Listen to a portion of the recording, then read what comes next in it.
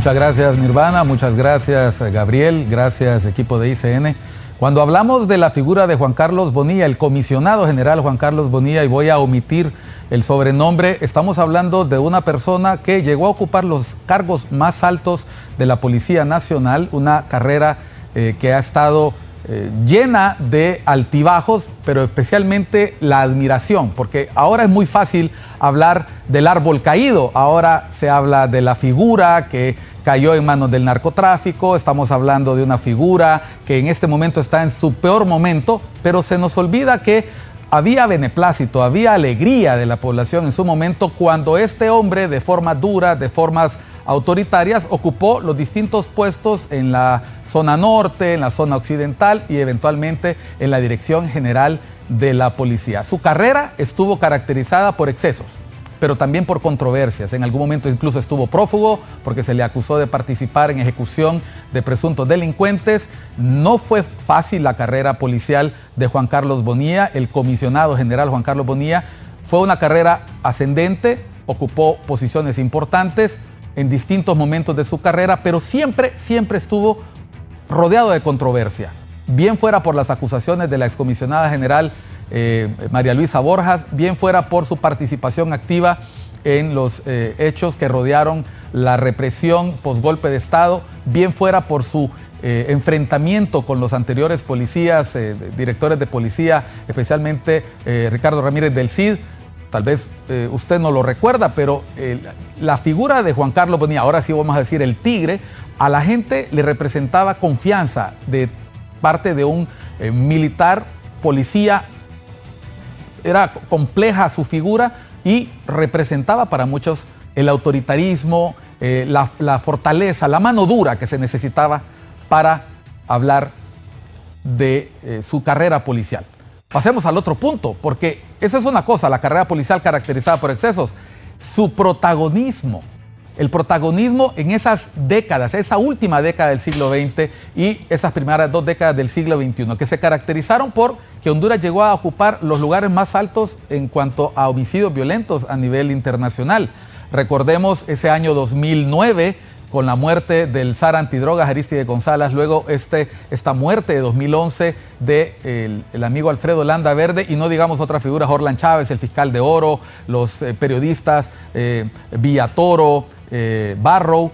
Estamos hablando de años muy complicados, y en esos años complicados es que asciende este personaje, Juan Carlos Bonilla, en medio de un contexto de violencia, inseguridad que ya para entonces empezaba a reconocerse como consecuencia del deterioro de la seguridad ciudadana por la influencia de las redes ilícitas del narcotráfico. Ese protagonismo que hoy vemos, podríamos llamar incluso utilizando expresiones tradicionales en la prensa, mordiendo el polvo o pasando su peor momento después de una sentencia en una corte en Estados Unidos, fue durante todas esas 2 décadas, 25 años podríamos decir prácticamente en el país, protagonista permanente, bien fuera porque se le retiraba del servicio para mandarlo a un cargo en el exterior, bien fuera porque tenía un protagonismo especial en la investigación de la muerte de los jóvenes Vargas y Pineda, el recordado incidente de la muerte, el asesinato del hijo de la rectora, o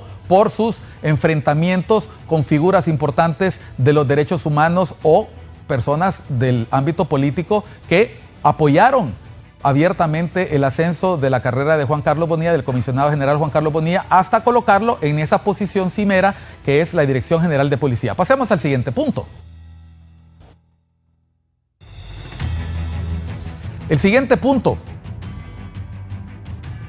Tenemos la carrera policial.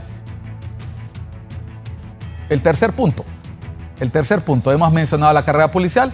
El tercer punto es el fracaso de la depuración policial. Cuando nosotros tenemos a la figura de Juan Carlos Bonilla, recordemos que él estuvo durante todo ese proceso, que tuvo al menos 3 depuraciones policiales. La depuración policial de Gautama Fonseca, la depuración policial en tiempos del presidente Lobo y la última depuración policial en el periodo de Juan Orlando Hernández.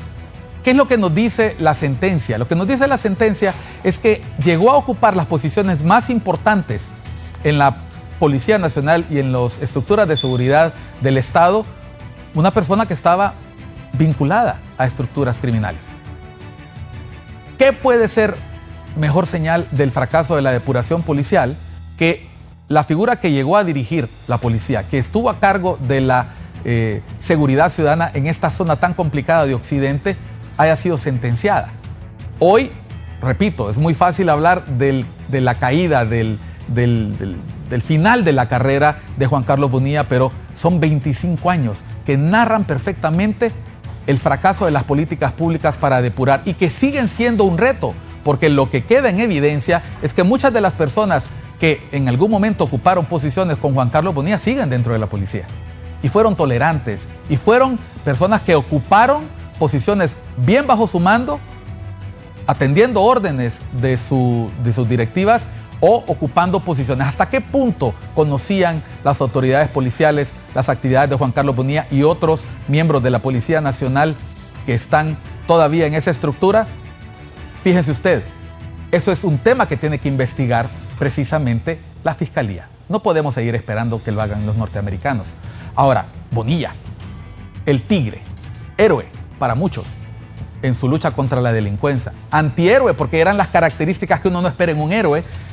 Estamos hablando, el antihéroe es un héroe que no tiene esas características típicas, un hombre de poco hablar, un hombre de mirada adusta, fría, pero contundente en su trabajo en la seguridad ciudadana, y hoy villano.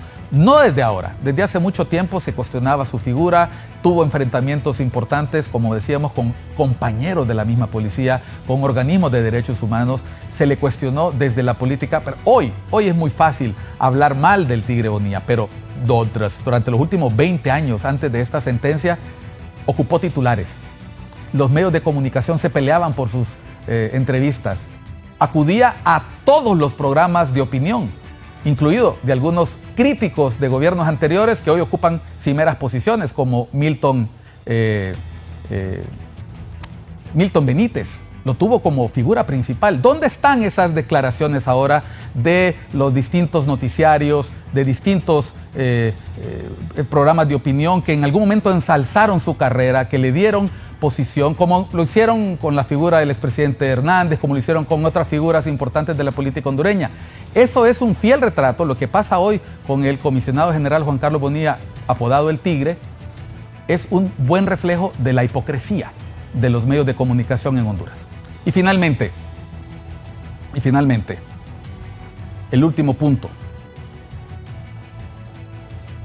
Queda claro que el narcotráfico, las redes ilícitas han penetrado hasta las más altas estructuras del Estado. No solo las políticas, las policiales.